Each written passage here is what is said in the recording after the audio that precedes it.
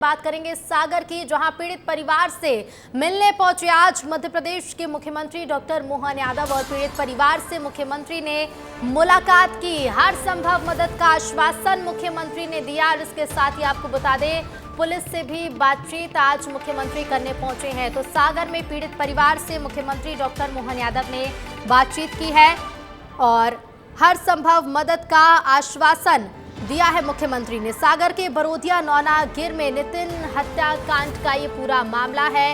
इस हत्याकांड के गवाह की मारपीट हुई, उसके बाद मौत के बाद से इस मामले में सियासत गरमाई हुई है। कई तरह के सवाल खड़े हो रहे हैं, कई तरह के आरोप लग रहे हैं, लेकिन इसी बीच मध्य प्रदेश के मुख्यमंत्री डॉक्टर मोहन यादव सागर पहुंचे। पीड़ित परिवार से मुख्यमंत्री ने मुलाकात की, हर संभव मदद का मुख्यमंत्री ने आश्वासन दिया। इसके साथ ही मीडिया से बातचीत में मुख्यमंत्री ने यह भी कहा कि गांव में पुलिस चौकी का निर्माण किया जाएगा। पीड़ित परिवार से मुलाकात की है मुख्यमंत्री ने और मदद का आश्वासन दिया है। कहा है कि हर संभव मदद सरकार करेगी। तो पीड़ित परिवार से मिले मुख्यमंत्री, क्या कहा उसके बाद सुनवाते हैं आपको। राज्य की सरकार पीड़ित परिवारों के साथ है। मैंने कहा कि यहाँ माननीय विधायक जी ने भी कहा, बाकी लोगों ने कहा कि यहाँ बार बार घटना हो रही है तो पुलिस की चौकी का इंतजाम कर दें। तो हम निश्चित रूप से इस गांव में पुलिस चौकी का इंतजाम करेंगे और पुलिस प्रबंधन ऐसा करेंगे कि दोबारा ऐसी घटना न हो। और परिवार के बड़े बूढ़ों की दृष्टि से भी इस बारे में कोई ऐसा विश्वास खड़ा करा जाएगा कि आखिर ये ऐसी जान माल की घटना होना ये बहुत बड़ी बात होती है। बिल्कुल, तो देखिए मुख्यमंत्री डॉक्टर मोहन यादव ने साफ कहा है कि पीड़ित परिवारों के साथ है, पीड़ित परिवार के साथ है सरकार और जो भी मदद होगी वो मदद की जाएगी। पुलिस चौकी का निर्माण किया जाएगा इस गांव में। कई बड़ी बातें आज मुख्यमंत्री ने कही।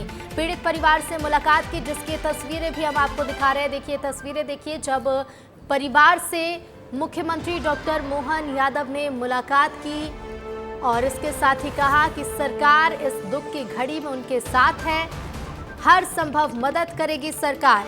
तो बता दें नितिन हत्याकांड के गवाह राजेंद्र अहिरवार के साथ मारपीट की गई थी। मारपीट में आई चोट के कारण राजेंद्र की मौत हो गई और उसके बाद शव को गांव ले जाते समय रास्ते में मृतक की भतीजी की भी मौत हो गई। संवाददाता परशुराम हमारे साथ जुड़ गए हैं।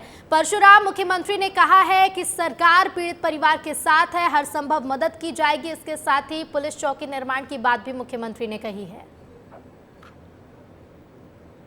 जी, हम बता दें कि मुख्यमंत्री डॉक्टर मोहन यादव आज जो है सागर के बरोदिया नगर पहुंचे थे, जहां उन्होंने पीड़ित परिवार से मुलाकात की है और उनका हालचाल जाना, साथ ही उन्हें सांत्वना भी दी है। अभी हमारे परिवार के सदस्यों से बात हुई है, उनका कहना है कि सीएम के सामने उन्होंने जो तमाम मांगे रखी थी उन पर अभी सीएम ने कुछ नहीं कहा। हालांकि ये जरूर कहा है कि हम जो है निष्पक्ष जांच कराएंगे। जी परशुराम, लौटूंगी मैं आपके पास। हमारे साथ हमारे सहयोगी अंचल शुक्ला सीधे लाइव जुड़ रहे हैं। अंचल, सियासत खूब तेज हो गई है इस मामले में। कांग्रेस कई तरह के सवाल खड़े कर रही है, कई तरह के आरोप लगा रही है, लेकिन इसी बीच आज मुख्यमंत्री पहुंचे, पीड़ित परिवार से मुलाकात की। उन्होंने कहा कि हर संभव मदद सरकार करेगी और इस दुख की घड़ी में सरकार उनके साथ है।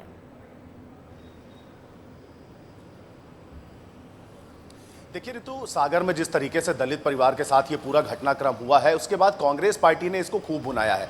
कांग्रेस पार्टी से लगातार दिग्विजय सिंह वहां पहुंचे थे, उसके बाद जीतू पटवारी गए और उन्होंने तो राहुल गांधी तक से बात कराई उस पीड़ित परिवार की और पीड़ित परिवार को तमाम मदद देने का वादा किया है राहुल गांधी ने। और ऐसे इस बात की सूचना भी है कि बहुत जल्द जैसे ही चुनाव खत्म हो गए, नतीजे आएंगे या चुनाव खत्म होने के तुरंत बाद राहुल गांधी सागर पहुंच भी सकते हैं पीड़ित परिवार से मुलाकात करने के लिए। लेकिन आज मुख्यमंत्री डॉक्टर मोहन यादव पहुंचे हैं, वहां पर पीड़ित परिवार से मदद की आश्वासन दिया है और उससे मुलाकात कर रहे हैं।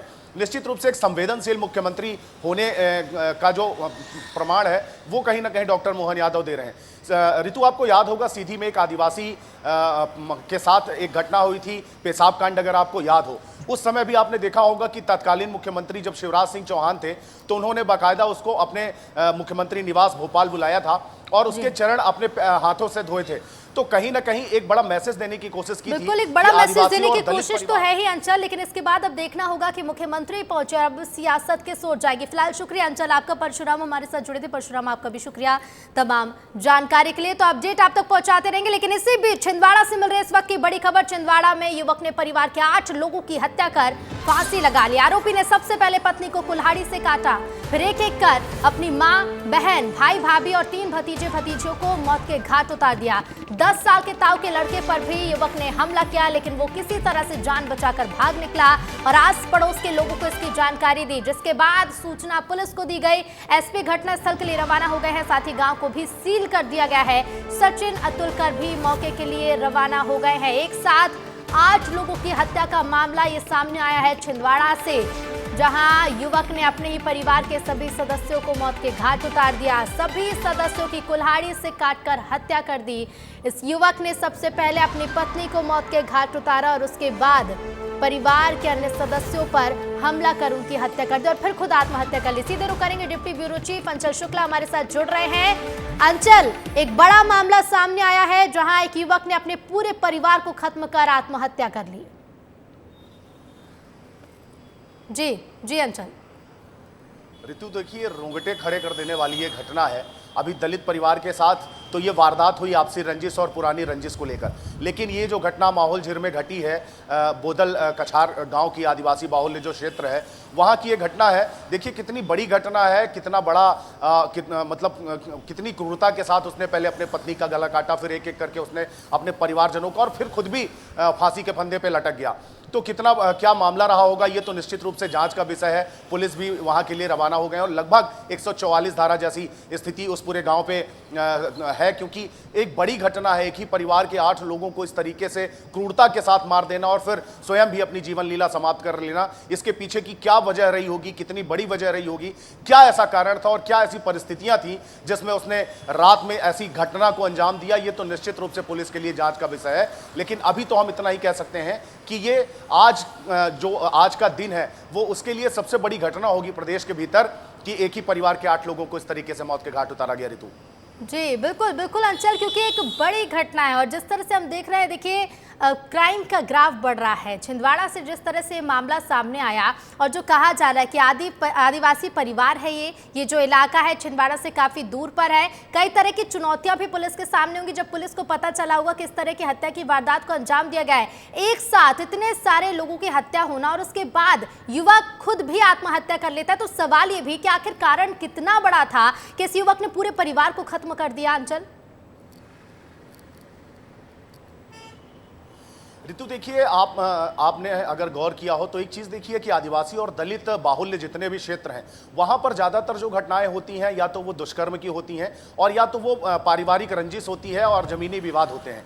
वहाँ इस तरीके का कोई अपराध अगर नक्सल प्रभावित इलाका नहीं है, इसके अलावा अगर बात की जाए तो सामान्य जो अपराध घटते हैं जो कि छोटी मोटी बातचीत, पानी को लेकर के आपने देखा कई तरह के विवाद होते हैं, लेकिन आदिवासी बाहुल्य क्षेत्रों में देखा गया है कि अधिकतर इस तरीके की घटनाएं होती हैं जैसे दुष्कर्म की और चोरी डकैती तरीके की। इस तरीके की कोई बड़ी घटना नहीं होती, लेकिन ये इस तरीके की जब ये तो नरसंहार कहलाता है ऋतु, इसे तो नरसंहार की श्रेणी दी जाएगी कि किसी व्यक्ति ने अपने ही घर के लोगों को इतनी बेरहमी से आखिर क्यों मार दिया, क्या वजह रही होगी, क्या कारण रहा होगा कि इतने सारे लोगों को, क्या वो सारे दोषी थे किसी बात को लेकर के या सनक गया था वो जिस व्यक्ति ने इस तरीके की घटना को अंजाम दिया। सनका हुआ ही व्यक्ति इस तरीके की घटना को, क्रूरता भरी घटना को अंजाम दे सकता है। और अब ये पुलिस जांच में तो स्पष्ट हो ही जाएगा कि आखिर इतनी बड़ी घटना कारित करने का कारण क्या था। लेकिन आदिवासी बाहुल्य जो क्षेत्र हैं उसमें इस तरीके की घटनाएं निश्चित रूप से कहीं ना कहीं शासन प्रशासन पर बड़ा सवालिया निशान भी खड़ा करती हैं। क्या पहले कोई विवाद था, ये भी पुलिस को अब जांच में तय करना होगा। हालांकि पुलिस ने कहा है कि उस व्यक्ति के ऊपर किसी भी तरीके का कोई अपराध पहले से दर्ज नहीं है, तो फिर या तो वो व्यक्ति जो अंचल रुकूंगे आपके पास लौटूंगे। हमारे साथ एसपी मनीष खत्री जी जुड़ रहे हैं। मनीष जी, क्या बात हो पाई है किसी तरह की परिजनों से, जो आसपास के लोग हैं, क्या इस युवक पर पहले से भी कोई मामला दर्ज था, आखिर क्या कारण रहा कि पूरा परिवार खत्म हो गया?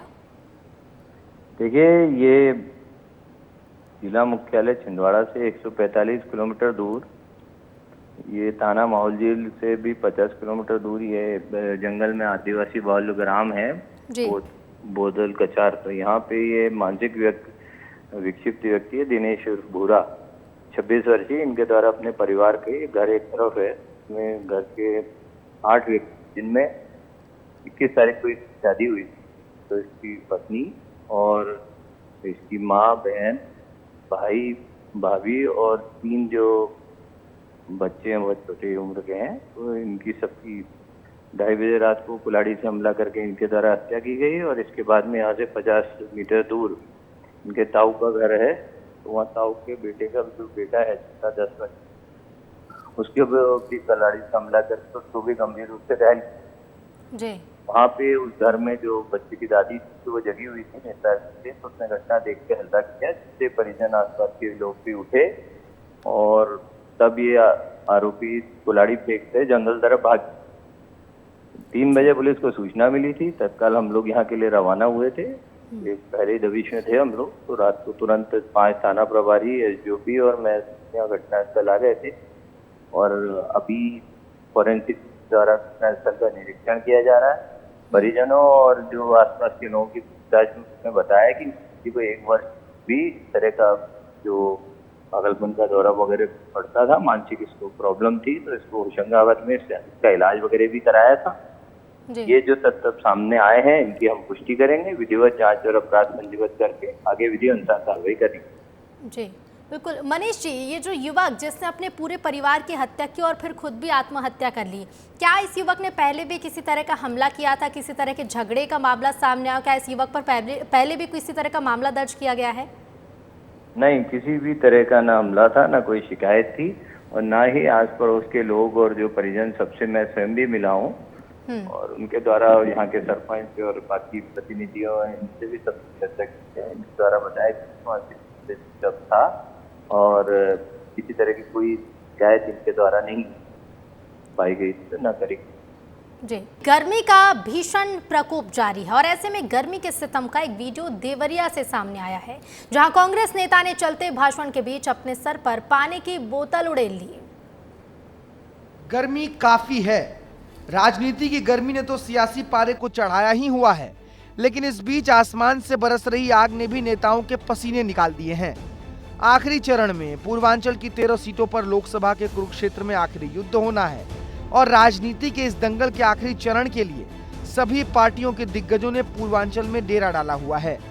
राजनीतिक बयानों की गर्मी के बीच आसमान से भी जमकर आग की वर्षा हो रही है और गर्मी के सितम का ऐसा ही एक वीडियो देवरिया से आया है, जहां कांग्रेस नेता ने चलते भाषण के बीच अपने सिर पर पानी की बोतल उड़ेल ली। गर्मी है काफी।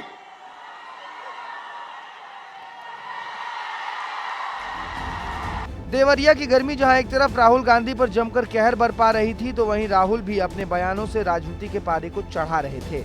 राहुल ने एक बार फिर से पीएम के बायोलॉजिकल वाले बयान पर प्रतिक्रिया दी है और प्रधानमंत्री के साथ साथ अदानी और अंबानी को भी अपने रडार पर लिया है।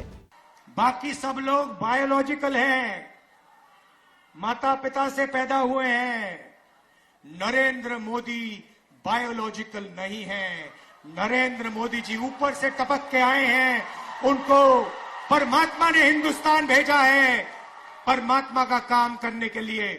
मजे की बात यह है कि परमात्मा ने उनको अदानी जी की मदद करने के लिए भेजा है। जहां एक तरफ राहुल गांधी उत्तर प्रदेश में सियासत की गलियारों में एक नई आग को हवा दे रहे हैं, तो वहीं प्रधानमंत्री नरेंद्र मोदी भी पश्चिम बंगाल की धरती से अपनी जीत के दावे कर रहे थे। 4 जून को नया इतिहास रचा जाएगा और वो इतिहास क्या होगा? फिर एक बार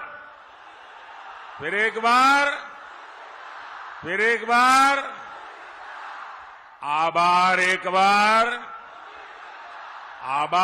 बार। यानी क्या नेता, क्या अभिनेता और क्या आम आदमी। आसमान से बरस रही आग ने तो सभी को झकझोर कर रख दिया है, लेकिन अब ये देखना दिलचस्प होगा कि सियासत की ये लड़ाई आखिर किसके पक्ष में जाकर खत्म होती है।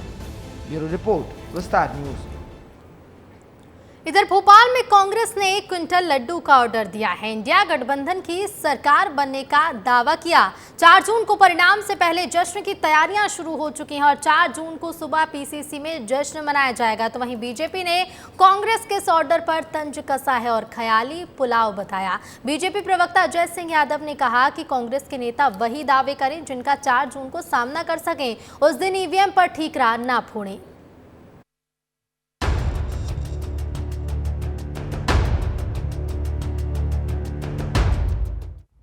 जीत के दावे और तैयारियां तो सभी करते हैं, लेकिन कांग्रेस तो अब दावों और वादों से आगे बढ़कर लड्डुओं तक पहुंच गई है।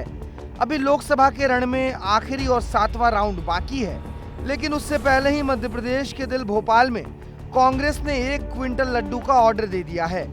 कांग्रेस नतीजों से पहले ही बड़े बड़े दावे कर रही है और 4 जून को जश्न की तैयारियों में जुट गई है। मध्य प्रदेश कांग्रेस 4 जून से पहले ही इंडिया गठबंधन की जीत की बात कर रही है और जश्न के लिए अलग अलग तैयारियां भी कर रही है। शेरवानी की पहले भी सिली थी, पहले मुख्यमंत्री पद के लिए सिली थी। बीडी शर्मा जी की, गोपाल भार्गव जी की भी शेरवानी सिली थी।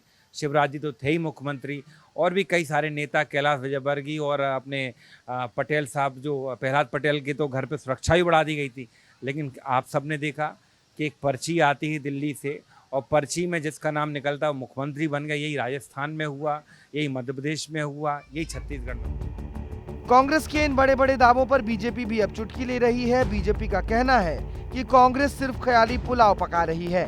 बीजेपी प्रवक्ता अजय सिंह यादव ने कांग्रेस को हिदायत दी है और कहा है कि 4 जून की हार के बाद हार का ठिकरा ईवीएम पर मत फोड़िएगा। कांग्रेस पार्टी का दिवालियापन दिखता है, जो कि विपक्ष के नेता बनाने में पिछले 10 सालों में असफल रहे हैं। वो इस तरह की बातें करते हैं तो पता चलता है कि कांग्रेस पार्टी की जमीन पूरी तरह समाप्त हो गई है। नतीजों से पहले बीजेपी और कांग्रेस अपने अपने जीत के दावे कर रही है। दोनों ही पार्टियां जीत को लेकर आश्वस्त दिख रही है, लेकिन अब देखना होगा कि 4 जून को कौन सी पार्टी के दावे सही होते हैं और कौन सी पार्टी के दावों की जनता हवा निकाल देती है। ब्यूरो रिपोर्ट, विस्तार न्यूज। मुख्यमंत्री मोहन यादव के लाउडस्पीकर पर लगाम लगाने के आदेश के बाद प्रशासन ने कार्रवाई करते हुए कई लाउडस्पीकर हटा दिए हैं। मध्य प्रदेश के 2 बड़े शहरों भोपाल और इंदौर में बड़ी कार्रवाई देखने को मिली, लेकिन सियासत है कि मानती ही नहीं और हर जगह आ जाती है, और यहां भी आ गई है।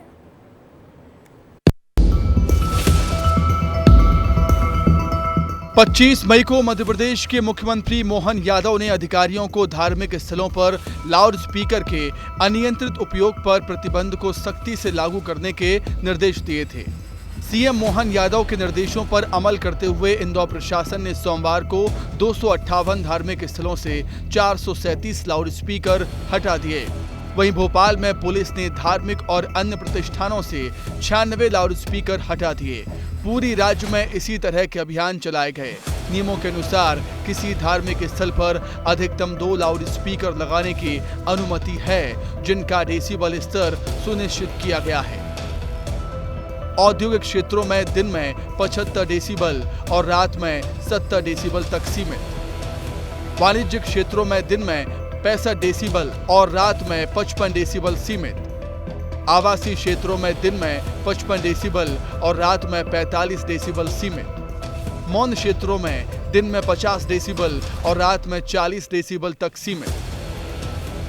मध्य प्रदेश में लाउड स्पीकर पर सियासत भी शुरू हो चुकी है। कांग्रेस के विधायक आरिफ मसूद ने कहा कि मस्जिदों को टारगेट किया जा रहा है। उन्होंने सीएम मोहन यादव को पत्र लिखा है कि अगर सुनवाई नहीं हुई तो वो कोर्ट जाएंगे। आरिफ मसूद ने आगे कहा कि पूरे प्रदेश में मस्जिदों को टारगेट करके स्पीकर हटाए जा रहे हैं। सीएम के निर्देश पर प्रशासन गुंडागर्दी कर रहा है। उनको नमाज दिखती है, मस्जिद दिखती है, माइक दिखते हैं, उनको नौजवान नहीं दिखता, बेरोजगार नहीं दिखता, किसान नहीं दिखता, मजदूर नहीं दिखता, महंगाई नहीं दिखती। तो स्वतः समझ में आता है ना कि जब मुख्यमंत्री इन मुद्दों से हटकर इस पर बात करना चाहते हैं तो यानी वो ध्रुवीकरण करना चाहते हैं। तो सुप्रीम कोर्ट के मापदंड को तो सब मानने को तैयार है ना, कोई मना ही नहीं कर रहा, तो फिर पुलिस उतार क्यों रही है? हमारा सवाल ये है, और उसका ना जवाब मुख्यमंत्री जी देते हैं, ना डीजीपी देते हैं, ना डीजीपी बात करने को तैयार होते हैं, वो नीचे करते हैं। तो ऐसे तो गलत है। आरिफ मसूद के बयान पर बीजेपी का पलटवार भी आ गया। बीजेपी के प्रवक्ता शिवम शुक्ला ने कहा कि कांग्रेस धार्मिक उन्माद फैलाना चाहती है। ध्वनि प्रदूषण को रोकने के लिए सुप्रीम कोर्ट की गाइडलाइन के अनुसार प्रशासन कार्रवाई कर रहा है। धर्म की राजनीति कर वर्ग विशेष को खुश करने की कोशिश की जा रही है कांग्रेस की तरफ से। वो आरिफ मसूद जो जाति देख करके, धर्म देख करके भोपाल में उपद्रव फैलाते थे, हिंसा फैलाते थे, जिनके ऊपर जिला बदर की कार्रवाई की गई थी। कांग्रेस ने स्वयं उनको लंबे अरसे तक अपनी पार्टी से निष्कासित रखा है। आरिफ मसूद का तो पूरा चरित्र ही धार्मिक उन्माद से भरा हुआ रहा है। उनकी राजनीतिक शैली में ही हम देखते हैं कि लगातार सनातन को टारगेट करने वाली उनकी राजनीति केंद्रित रहती है। तो स्वाभाविक तौर पर आरिफ जी के इस प्रकार के बयानों से मध्य प्रदेश का सौहार्द नहीं खराब होने वाला है। मध्य प्रदेश के न्यायप्रिय मुख्यमंत्री जी ने एक आदर्श निर्णय लिया है कि जहां पर भी ध्वनि विस्तारक यंत्र लगा करके आम जनजीवन को परेशानी उत्पन्न की जा रही है तो उसको उतारा जाए और पूरी तरीके से धार्मिक जो अपनी परंपरा है, मान्यता है, उसको व्यक्तिगत सीमाओं के भीतर एक्सप्लॉइट किया जाए और उसका किसी भी रूप में जो एक सामाजिक ताना बाना है उसका बिगाड़ने के लिए दुरुपयोग न होने पाए। सरकार की कोशिश है ध्वनि प्रदूषण नियंत्रण अधिनियम का अनुपालन सुनिश्चित किया जाए और सार्वजनिक व्यवस्था बनाए रखी जा सके, लेकिन सियासत है कि मानती नहीं। ब्यूरो रिपोर्ट, विस्तार न्यूज।